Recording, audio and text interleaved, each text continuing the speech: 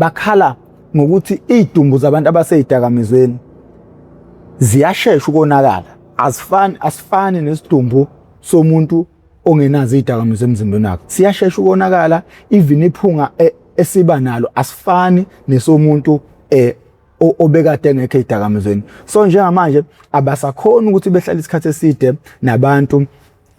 Nina bendlodleni uphapha ekhanda kamenza indaba lelo muntu omemeza athi yakhalela uthi igula likaJama lichithekile. Awu nina bakampudu bomvu njengegazi, nina bakashishiliza ngedidiko lemaholo lemhlabeni limbedule, nina bentule banje ngodonga kwalakithi kaBhekuzulu, nina bendla mhlathi kaMeyikisa, nina bakadala inyebo phansi madoda engcoba uZulu liyaduma lezongoma phansi eSwatini ebomnaka nememfombadane nemajaha.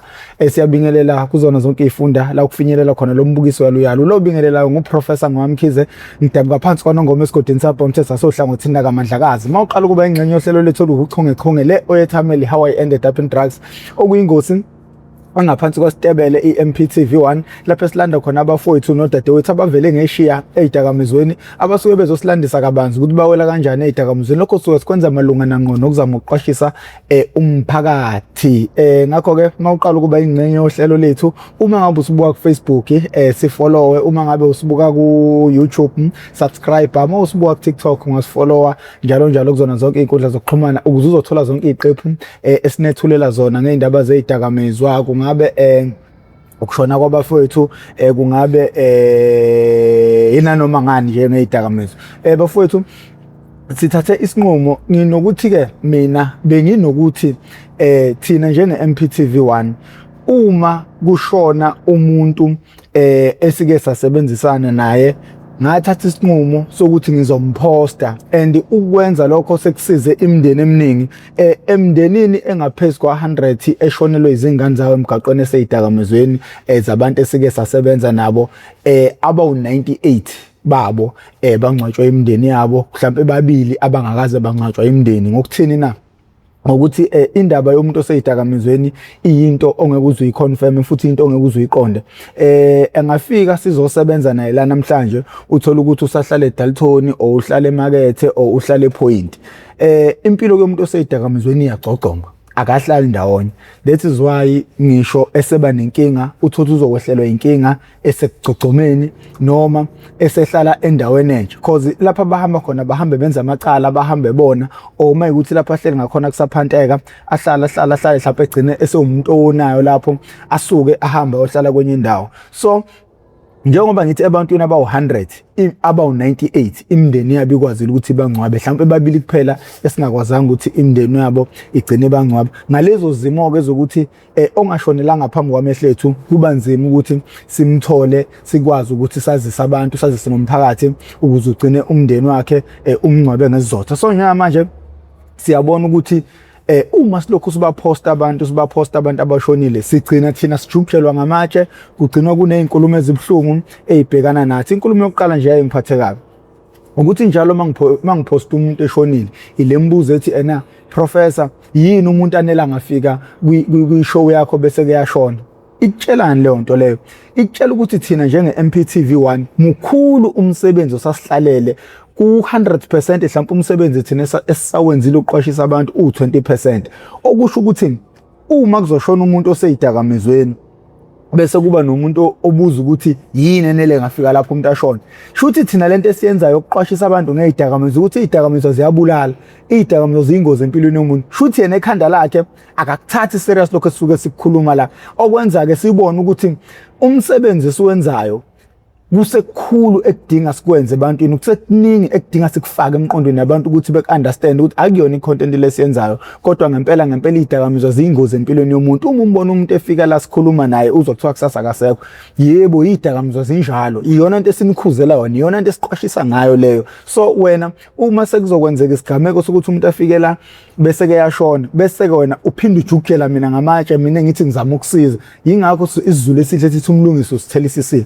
So kodwa njengamanje sesithatha isinqumo sokuthi sizohambela ipolice station yase-CR. CR kunephoyisa ekuthiwa uMsomi Nomdayi okuyena umuntu esifonelana naye daily ngey'ndaba zabantu abashonele emgaqweni. Yena umuntu nje like specifically osebenza ngabantu abasey'dakamizweni, abantu abango-unknown. Makuficala umuntu eshonile engaziwa unknown, yena umuntu-ke oyayisebenza ngalabantu. Shuthi mina naye sesigcine sesaba nokuxhumana. Namhlanje siyobe siyodibana okokuqala ukuthi sibhekane ngeziqu zamehlo, inyama nenyama. Sonke lesikhathi besikade sisebenza ngamafoni, kodwa sidecide ukuthi namhlanje kumele sihambe siyohlala phansi sihlangane.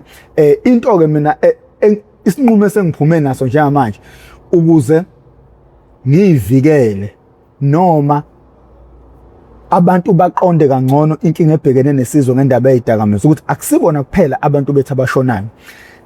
Ngizohamba ngiyofuna kuthiwa yini ama-stats, ngiyofuna ama-numbers,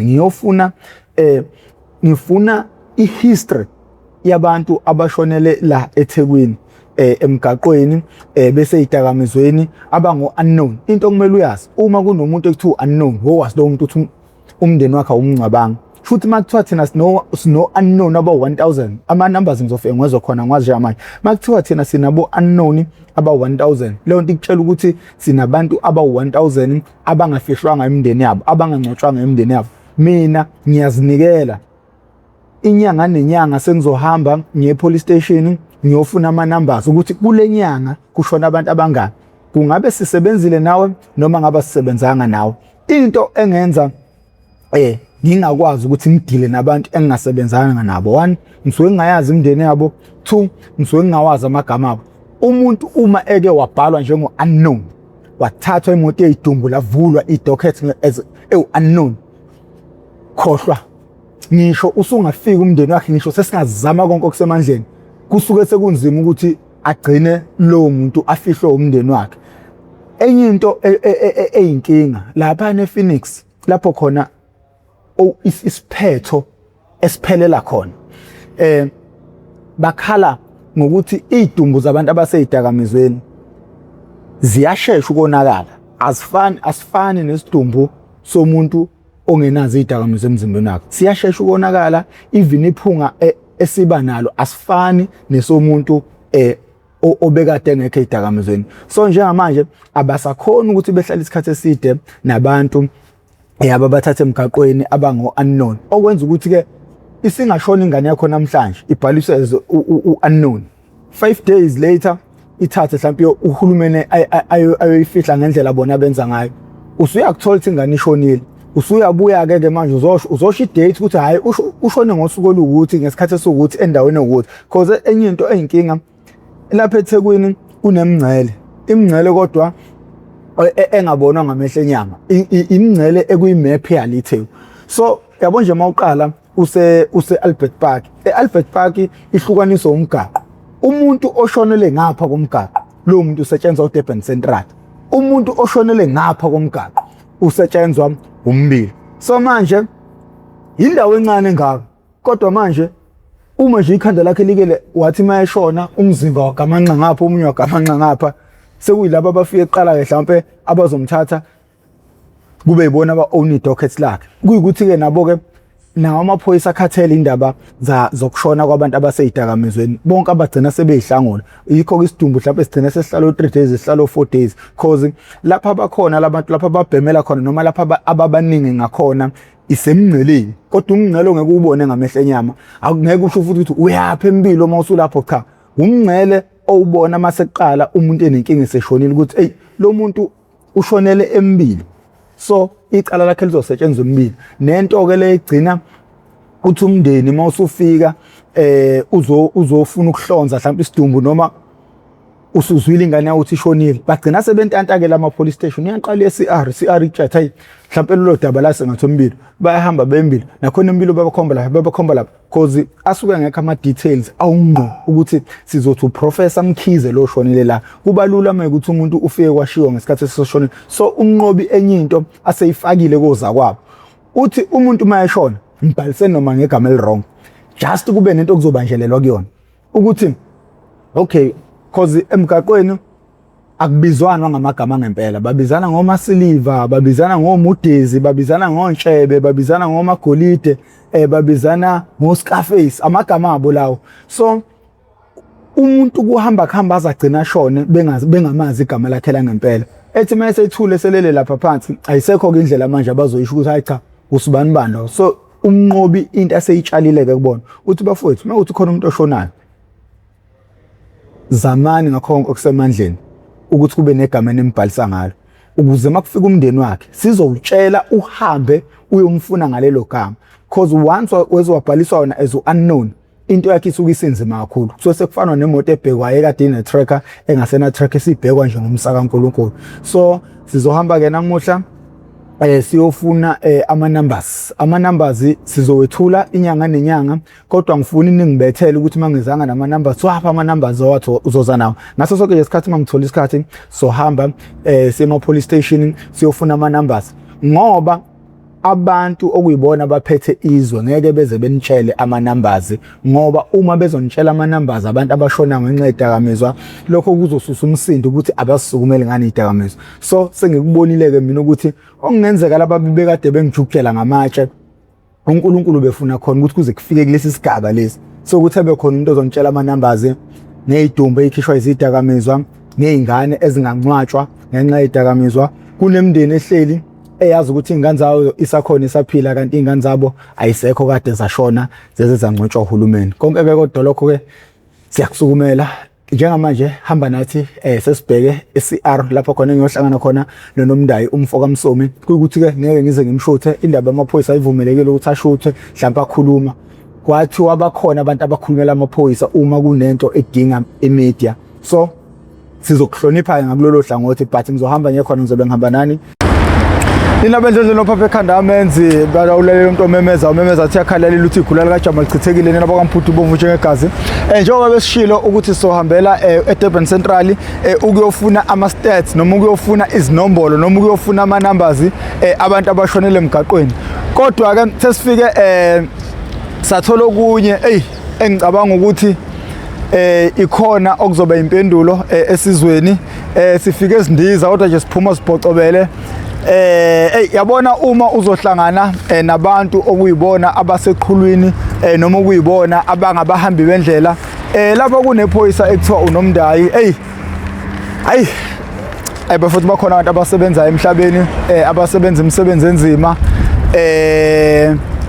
nabasebenza imisebenzi uzubuza ukuthi lo muntu mayelele ulala kanjani, kufika kanjani ubuthongo ekade bona zonke lezi zinto. So uNomdayi njengoba nazi ke bafuthi ukuthi yena umuntu ebesinokuxhumana naye uma kuyikuthi khona umuntu oshonele emgaqweni mhlawumbe umndeni wakhe awumtholi mhlawumbe unknown mhlawumbe nje sekunezindlela ezinzima. Angithi niyakhumbula ukuthi ePhoenix mawufikile khona kusuke kumele ufike ne case number nanephoyisa okuyilona lisuke liphethe icala lalo muntu oshonile. So uNomdayi yena umuntu ebengixhumana naye ke ekuthenini ahambe ayongisiza ngabantu mhlawumbe uma ufika umndeni ushonelwe ingane bengixhumana noNomdayi. uNomdayi kuba uyena ohamba ePhoenix na umndeni nedocket bavulela nedocket ukuze behambe befike besizakala ePhoenix balithola ithambo lomndeni wabo futhi balingcwabe balifihle. uNomdayi mase ngifika ngihlala naye phansi ungitshela enye into ke manje uNomdayi mina bengingayazi ngayo uNomdayi. Mina uNomdayi ngazi ukuthi umuntu osebenza ngabantu abaseyidakamizweni. So ugcine ngitshela ke iqiniso ukuthi no yena kahle kahle akasebenzi ngabantu abaseyidakamizweni kodwa usebenza nje ngawo wonke umuntu olahlekile. Umuntu nje makuthiwa ulahlekile lapha ngaphansi because kunemngcele njengoba bengishilo ukuthi kunemngcele makuthiwa umuntu ungaphansi kwalapha kuDurban Central kuthiwa ulahlekile or kuficala umuntu oshonile unknown ongaziwa, i-call ingena kuyena yena umuntu ujodila nazo zonke lezo zinto lezi, not like abantu abaseyidakamizweni specifically. Yena nje udila nomuntu nje kuthiwa ulahlekile makuthiwa unomuntu olahlekile noma umuntu ushonile unknown yena odila nalezo zinto lezo. Kuningi lo baba abhekene nakho ngabantu abashonayo kakhulu abantu abaseyidakamizweni. So njengamanje into angitshela yona uthe abantu abangakwazi ukuthi banginike isithombe sanele nezinamba ezanele ngabantu abashonayo emgaqweni abantu basePhoenix. iPhoenix emotionally okuyiyona ukuthi mayese tholakala umuntu unknown eshonile bese ke isiphetho aphelela khona nanka ama police station ekuthiwa iwona achithela ePhoenix moshwali. Why esho nje uthi unawo ama-numbers ase-Durban Central, kodwa lawo ma-numbers aweza ukusiletha isithombe siphelele emphakathini ngoba ama-police station okuyiwona asebenza lapha eThekwini eDurban nanka ephoyinti bathi kune-police station kube uDurban Central okuyiwona lesikuwona, kube uMbilo, kube uBria, kube iMayville, kube yini Sydenham khona lokho Sydenham, Mayville, iBria, uMbilo, Durban Central, iPoint. Onke lama police station la onke achithele eMbilo, achithele ePhoenix. Shuthi wena uma ukuthi ePhoenix, shuthi wena uma kuyikuthi ke mina ngithi ngizothatha ama-stats ase-Durban Central kuzogcina iy'namba zingahlangani zingapheleli, ziningi iy'namba ezizosala abantu abazogcina bengayitholanga. So njengamanje umuntu yikho ukuthi Friday namhlanje ezinye izinto ngoba kungo-1 nje seyimile ukuthi iqhubeke isebenze, uzongihlelela i-meeting nabaphathi base-Phoenix ukuze bezokwazi ukuthi besinikeze amanamba aphelele ney'ngqinamba ababhekene nazo. Bafowethu, ngiyafisa bafowethu ukuthi uhulumeni engathi engasondela kulabantu abasebenza le misebenzi, abantu abayibukela kude, abasebenza imisebenzi okungelula ukuthi omunye umuntu ayisebenze. Nale misebenzi esomunye umuntu uma eyisebenza angalala ebusuku. Yazi ngithe mangikhuluma noNomdayi, hey wakhuluma into eyenza sense ngendlela eyisimanga, kodwa manje okuyibuza ukuthi ugovernment wayengasondeli ebantwini mfethu okuyibona abasebenza ngemisebenzi kanje, abuze nembono, ababize iy'phathimandla zethu zizohlala phansi nabuthi mfowethu, wena ngoba usebenza ngabantu abakanje, ucabanga ukuthi singalungisaphi, kungasizwa naphi ukuze lento yenu izoba impumelelo. Yabona lo abafowethu unawo wonke umqondo ongasiza isizwe sase-South Africa enkingeni esibhekene nayo, ukulahleka kwabantu, iy'ngane lezi ey'shonele ey'dakamizweni. Hey bafowethu kunzima, kodwa ke iy'namba njengamanje azikho engizoninika zona. Engizonika khona ukuthi uhambo lwethu lusaqhubeka, uzovuka Monday angi-arrangele meeting nabase Phoenix. And enye into njengoba bengishilo kule video yami yokuqala ukuthi akuvumelekile amaphoyisa ukuthi avele akhulume, but unginikeze inamba ayomuntu ethi u-communication manager okuyena kumele ngimfonele, then sisendelana ama-email si-arrange bese kuba yena omgunyazayo ukuthi avele kwi-TV. So sizothandaza-ke, sizohlala emseni ka-communications manager ukuthi kube yena osigranta i-permission yokuthi uNomdayi akwazi ukuthi avele la kube yena oyikhulumela nabantu. That is why ngingafuni ukukhulumile nokuyoninco bakhe nobuchopho bakhe nokuhlakanipha kwakhe. Mina ngiyena-ke lo muntu othi mayezwe ukuhlakanipha komunye umuntu bese ngikuthatha ngizokukhuluma ngenze ngathi ukuhlakanipha kwami. Ngifune nje uNkulunkulu uma emnikile lo muntu ukuhlakanipha bakhe kube yena obuvezela abantu, futhi ukuze mhlawumbe ngisho kukhona abantu abafisa ukusiza kulowo mqondo wakhe obuhlakani bazi ukuthi iyena umuntu, because mina ngazenza ungqesta la ngikhulume bonke ubuhlakani abukhulumile. Uma seqala kuthiwa professor siyenze lento sengiyasala endleleni ngokuthini vele bengeyona i-idea yami, bengebona ubuhlakani bami, kodwa ubuhlakani bakhe okuyibona abukhulumile iyena engifisa abukhiphela abantu esizweni ukuze isizwe hey Mr. Hayi mana vele sengiyavala. Hayi. Oh noma usesohanjiswa wena. Danke. uNomdayi unobuyoninco kakhulu, unomqondo ongasizwe isizwe sethu usithathe usise phambili. Yikho ukuthi uma bengamaphoyisa ke khona ezinye izinto abangakwazi ukuthi bezenze ngoba basuke besebenza ngaphansi komthetho thizeni, but masikwazi ukuthi begcine besinikile i-permission ukuthi akwazi ukuthi avele ebantwini, sizomveza akhulume,